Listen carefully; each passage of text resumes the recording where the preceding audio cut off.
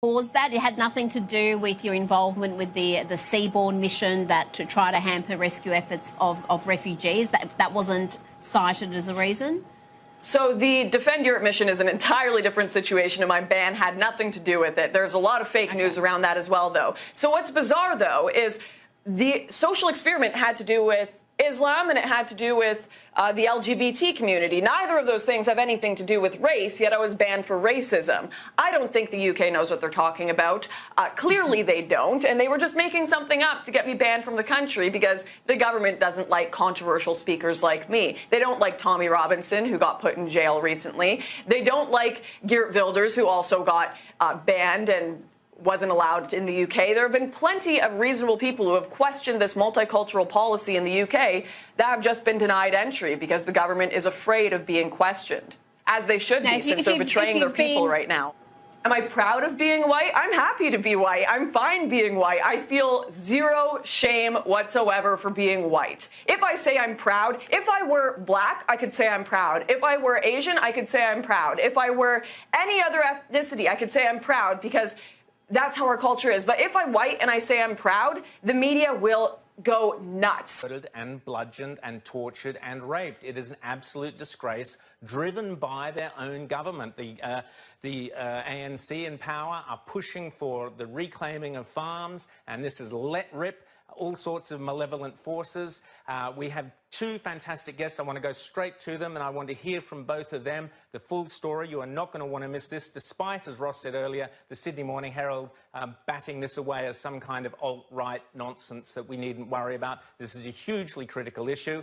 We've got Andrew Hastie and Lauren Southern. Andrew Hastie, you will know, of course, as a backbencher in the Liberal government, former SAS officer. Andrew is fighting to have white South African farmers brought to Western Australia, where Andrew lives. And Lauren Southern has made a film, Farmland, about the plight of South Africans. Welcome, Lauren. Welcome, Andrew, to the show.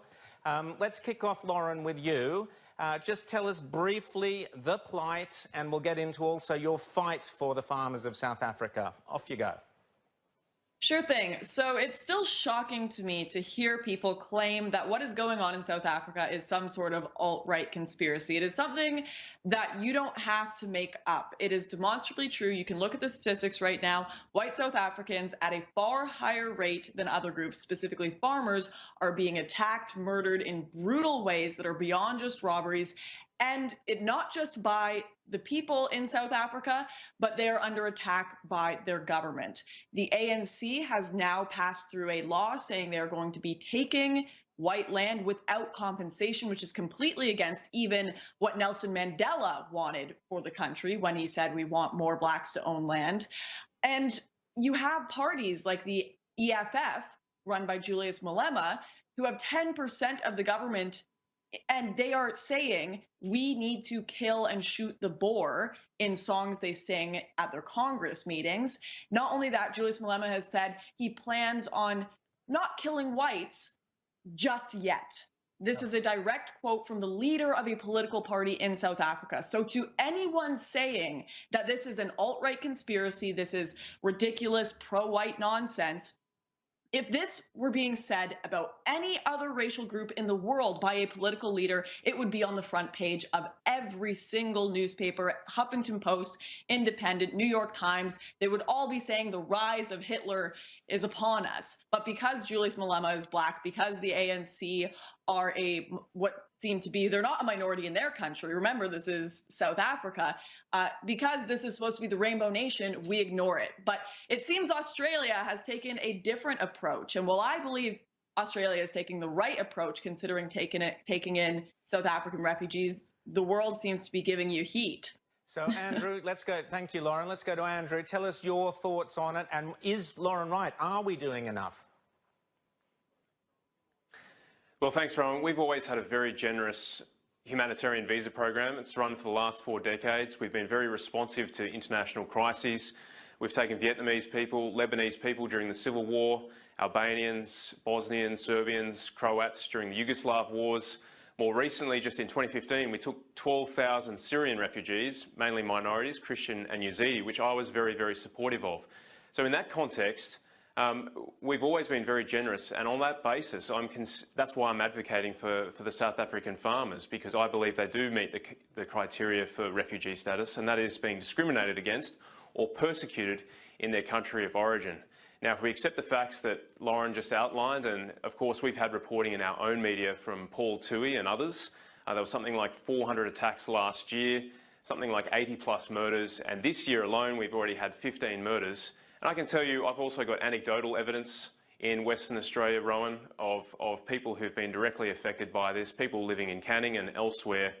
And that's why I'm advocating for it. It's very, very disappointing, however, that as soon as you raise this issue, people accuse you of being racist. And we saw Peter Dutton during the week, the Minister. Yeah, Andrew, we'll get into Yes. that. I just want to quickly, so our viewers know, just some of the headlines. Farm manager tied upside down, hacked to death, wife raped. A farm manager was tied up with wire, repeatedly stabbed, hacked to death. His wife was raped by the attackers. Murder so brutal that they shocked even South Africa. A couple shot dead. The son then drowned in a scalding bath of hot water. We've had a young boy forced to watch his mum being repeatedly and violently sexually assaulted. These are all, you've had emails, Andrew, from farmers talking to you about genocide, talking to you about the need for help, the need for another country to help. This is all happening. Lauren, talk us through the actual experiences that are happening that you've heard about. Yeah, I actually had the opportunity to speak to the woman who had to clean up the skin of the young boy who was boiled in that bathtub, and it's a group called the Blood Sisters. They used to just be two people who would go about and they would clean up these murders, these horrific murders where children were raped, families massacred. They've had to expand basically and make it a full business where they've got places all over South Africa with employees because these murders are happening at such exceptional rates. I thought it would be difficult to find people to interview for my documentary who had their families murdered, parents, whatever it may be. But instead, the horrific things I found was I would meet one person and they would point to their neighbor there who had their mother's eyes gouged out, their neighbor there who had their children attacked, their neighbor there who was shot. It's shocking the amount of people who are affected by this, and it is not all recorded. In fact, if you look at these statistics, the government is recording a lot of these attacks not as the brutal murders that they are, but instead as robberies gone wrong. So this is another aspect of what could potentially become a genocide, is the people trying to cover it up. I'm not saying a genocide is happening. I'm not saying that a civil war is going to happen or anything. But the reason that we talk about these, the reason that our politicians address this issue is so that we avoid getting into that situation. And so we save people before things get to those extremes. And all of the signs seem to be there right now. American historian Henry Steele Commager stated, "The fact is that censorship always defeats its own purpose, for it creates in the end the kind of society that is incapable of exercising real discretion. In the long run, it will create a generation incapable of appreciating the difference between independence of thought and subservience." And that last bit is important because that's exactly what some people in this world want. They want people not to think. They want people not to challenge what they have said. There's a reason that now, more than ever, the government and institutions are cracking down on free speech, because people are starting to recognize the flaws in the institutions. People are starting to recognize that there are issues going on here with our government. And rather than let us freely address them, these governments and institutions divide, they censor, and they ban. And I know you've probably heard a lot about social media and censorship earlier from Adam Kokesh, but what is going on in that world right now is so insane that I just need to touch on it a little bit in this speech. And beyond simply social media site censoring, actual arrests have been happening over posts on the internet, and it's becoming more and more commonplace. It's been about a year now since I reported and helped raise funds on the Gregory Allen Elliott case. Has anyone here ever heard of Gregory Allen Elliott? Yeah, we got a couple back there. All right, well, he was a kind Toronto artist who he did paintings and he was doing free work for a feminist organization in Toronto, and the girl on the right here was one of the people he was doing work for. Got the nice little male tears flask there. Definitely not someone you want to work with if you're a man. But he got in an argument with these ladies that he was working with on Twitter. And I believe it was over these ladies decided they hated this guy for making a sexist game, and they said they wanted to destroy his life. And this young man was around 18 or 19 years old. So Gregory tweeted back at them and said, I don't think that's the way we should go about it. I don't think we should try to destroy and take down people. Maybe talk to him, especially when he's so young. He has a lot to learn. And Greg got in a little bit of an argument with these ladies that he was previously working with. And eventually it got kind of to what happens on the internet. It just got to the bottom of the barrel insults where they're calling each other idiots and fat ass, and everyone's done that on Twitter before. Now, try to imagine this for a second. You just had an argument on Twitter. You're sitting down, you're having breakfast in the morning. Maybe a few days ago you got in a spat with someone on Twitter, and you called them a dick muncher, you called them something you say on the internet, and then you get a knock on your door, and you go and you open the door, and it's the police. And the police take you down to the station, and they put you in a holding cell for 3 days, and you're sitting there wondering, what the hell just happened? What was it? Did they find about those modifications I did to my gun? Did they find about this? You don't know what the hell is going on. And then the officer comes up to you and says, do you remember at pussyho_777_bro? Yeah, last night you called that man a fat cunt on Twitter, and you're gonna go to jail.